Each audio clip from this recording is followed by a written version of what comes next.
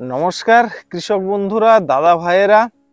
আজকে একটা ফ্রিজ জিনিস নিয়ে আলোচনা করব এবং এই জিনিসটা আমাদের কৃষিকাজে বেশ ভালো রকম গুরুত্বপূর্ণ ভূমিকা পালন করতে পারে।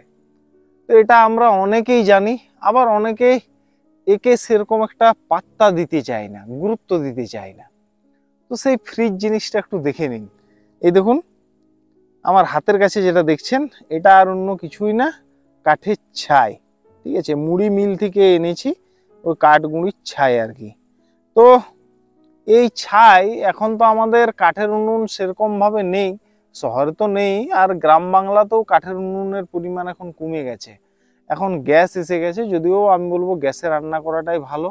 এটা আমাদের পরিবেশ দূষণ একটু কম করে কাঠের উনুনের তুলনায়। কাঠের উনুনে তো ধোঁয়াটা বেশি হয়।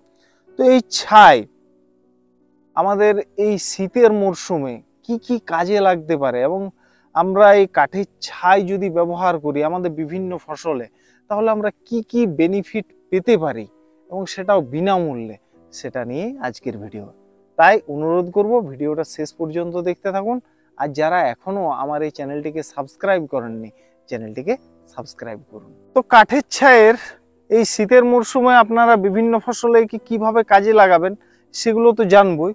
তো প্রথমে যে জিনিসটা আমাদের জানতে হবে, যে কাঠের ছাইয়ের মধ্যে যে শতকরা উদ্ভিদ খাদ্যের পরিমাণ থাকে, সেই পরিমাণগুলো হচ্ছে, এই কাঠের ছাই যদি আপনারা বিভিন্ন ফসলে ব্যবহার করেন বা মাটিতে ব্যবহার করেন, এর মধ্যে যে নাইট্রোজেনের পার্সেন্টেজটা থাকে সেটা হচ্ছে 0.5% থেকে 1.9% পর্যন্ত থাকে। মানে প্রায় 2%-এর কাছাকাছি নাইট্রোজেন থাকে, এটা আপনারা বলতে পারেন। এবং এর মধ্যে যে ফসফরাসের পরিমাণটা থাকে সেটা থাকে 1.6% থেকে 4.2% পর্যন্ত। তাহলে ফসফরাসেরও পরিমাণটা বেশ ভালোই থাকে। আর সব থেকে বেশি যে উপাদানটা থাকে সেটা হচ্ছে পটাশিয়াম। তো এই পটাশিয়ামের উপাদান এই ছাইয়ের মধ্যে যেটা থাকে সেটা হচ্ছে 2.3% থেকে 12% পর্যন্ত। 12% পর্যন্ত এই কাঠের ছাইয়ের মধ্যে পটাশিয়ামের পার্সেন্টেজ থাকে।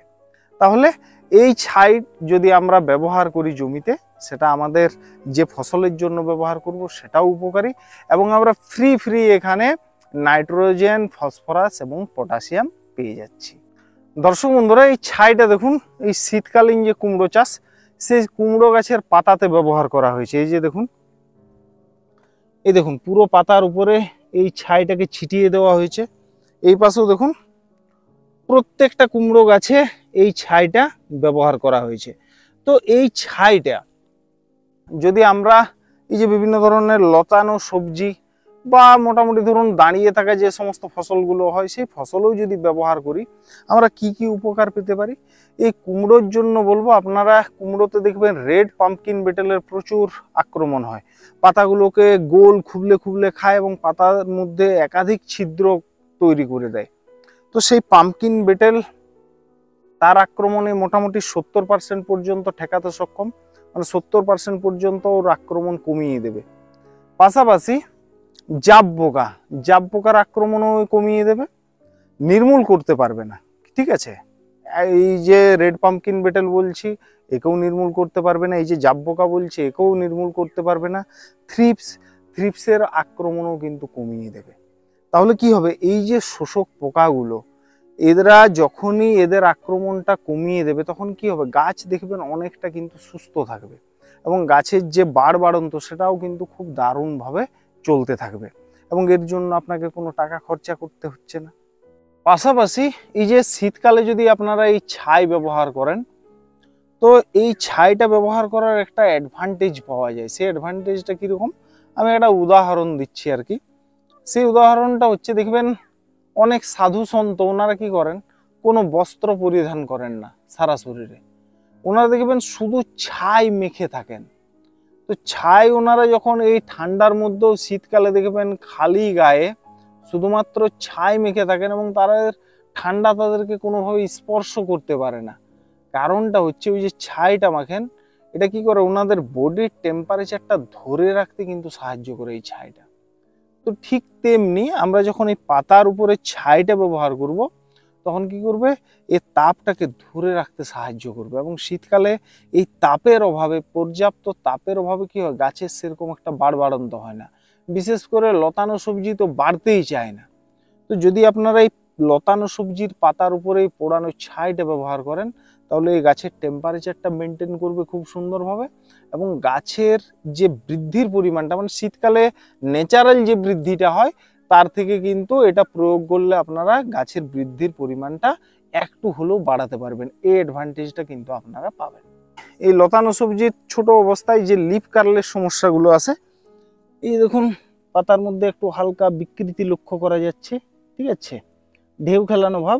এই যদি ছাই প্রয়োগ করেন পাতার মধ্যে, তাহলে কি হবে, এই যে বিকৃতিগুলো আসে সেই বিকৃতির পরিমাণ আপনারা অনেকটাই কমাতে পারবেন, ঠিক আছে, এটা প্রয়োগ করলে। তাহলে এই অ্যাডভান্টেজটাও আপনারা পাবেন। এই যে কাঠের পোড়ানো ছাই, এই ছাই যদি আপনারা মাটিতে ব্যবহার করেন, বিশেষ করে জমি তৈরির সময়, তাহলে কি হবে, যে সমস্ত জমির মাটির পিএইচ লেভেল খুব কম, তাদের কি হবে, এই যদি ছাই আপনারা প্রয়োগ করেন মাটিতে, তাহলে পিএইচ লেভেলটা কিন্তু আপনারা বাড়াতে পারবেন, খুব ইজিলি বাড়াতে পারবেন। এরপরে আসি, আপনারা যারা এই বিভিন্ন ধরনের লতানো ফসল বা এমনি দাঁড়িয়ে থাকা ফসলে এই যে ছাইটা পাতার মধ্যে যদি প্রয়োগ করতে চান, তাহলে আমি বলবো এটা একেবারে সকাল সকাল প্রয়োগ করা খুব ভালো। কারণ কি হবে, এই যে দেখছেন পাতা রয়েছে ফসলের, সকালবেলাতে কি হবে, শিশিরে এই পাতাগুলো ভিজে থাকে, এবং তারপরে যদি আপনারা এই ছাইটা পাতার উপরে ফেলে দেন, তাহলে এই পাতার উপরে কিন্তু খুব সুন্দরভাবে আটকে যাবে। আপনারা আরেকটা কাজ করতে পারেন, আপনারা ফসলে জলের ছিটা দিতে পারেন, তারপরে আপনারা এই ছাইটা এইরকমভাবে পাতার উপরে ছড়িয়ে দিতে পারেন। কিন্তু খেয়াল রাখবেন, পাতার উপরে কখনোই কিন্তু পুরু আকারে বা বেশি ঘন আকারে কিন্তু এই ছাই প্রয়োগ করবেন না। কারণ কি হবে, পাতার মধ্যেকার পত্ররন্ধ্রগুলো যদি ঢেকে যায় এবং পাতার উপরে যদি পুরু ছাইয়ের আস্তরণ পড়ে, তাহলে পাতা কিন্তু ঠিকভাবে খাদ্য উৎপাদন করতে পারবে না, সালোক সংশ্লেষ প্রক্রিয়া ব্যাহত হবে, তখন কিন্তু আবার হিতে বিপরীত হবে। দর্শক বন্ধুরা, আজকের ভিডিওটা এই পর্যন্ত। যদি আজকের এই ভিডিওটা আপনাদের ভালো লেগে থাকে, তাহলে অতি অবশ্যই একটা লাইক করবেন। কোনো প্রশ্ন থাকলে অবশ্যই কমেন্টে জানাবেন।